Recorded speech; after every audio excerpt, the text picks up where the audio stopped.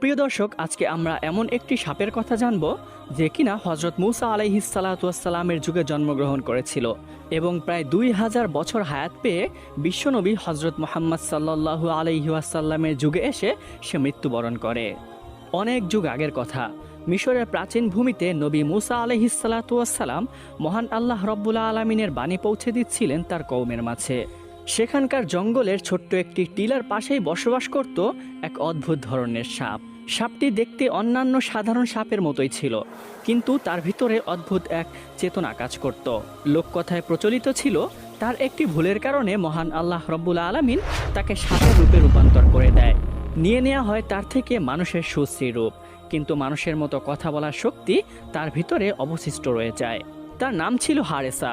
সে প্রায়শ্চিত্ত করতে পারেনি, তাই মহান আল্লাহ রব্বুল আলমিনের কাছে ক্ষমা প্রার্থনার জন্য সে সুযোগ খুঁজতে থাকত। একদিন সেই হারেসা সাপ পাহাড়ের উপরে নিঃসঙ্গ সন্ধ্যায় বসেছিল। হঠাৎ করে সে আকাশ থেকে একটি উজ্জ্বল আলো দেখতে পায়। প্রথমত হারেসা মনে করলো সেই আলোটি হয়তো বজ্রপাত থেকে সৃষ্টি হয়েছে, কিন্তু পরক্ষণে সে খেয়াল করলো আলোটি নিমিষে মিলিয়ে যাচ্ছে না। যা বজ্রে সাধারণত হয়ে থাকে তা কিছুক্ষণের জন্য স্থায়ী হতে লাগলো। তখন সে ভালোভাবে লক্ষ্য করলো এবং দেখতে পেল পাহাড়ের উপরে হজরত মুসা আলাইহিসসালাম মহান আল্লাহ রব্বুল আলমিনের সাথে কথোপকথন করছেন। হারেসা সাপটি একটু দূরে অবস্থান করছিল, কিন্তু তা সত্ত্বেও মহান আল্লাহ রব্বুল আলমিনের বাণী অনেকটাই স্পষ্টভাবে সে শুনছিল।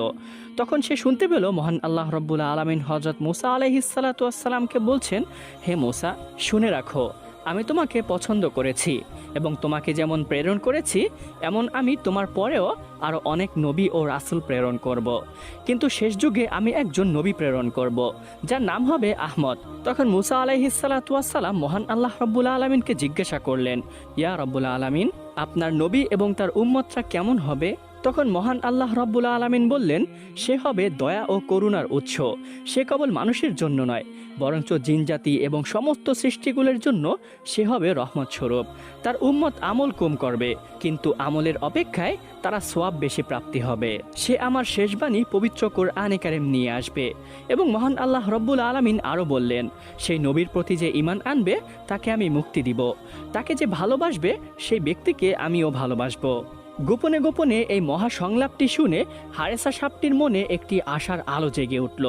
সে মনে মনে ভাবতে লাগলো, যেই নবীকে মহান আল্লাহ রব্বুল আলমিন এতটা ভালোবাসেন, সেই নবীর মুখ দিয়ে যদি আমি ক্ষমা প্রার্থনা করে দোয়া চাইতে পারি, তাহলে অবশ্যই মহান আল্লাহ রব্বুল আলমিন আমাকে ক্ষমা করে দিতে পারেন। পরের দিন সকালবেলায় মুসা আলাইহিসসালাম মাঠের প্রান্ত পথ দিয়ে কোথাও একটি হেঁটে যাচ্ছিলেন। হঠাৎ করে তিনি পিছন থেকে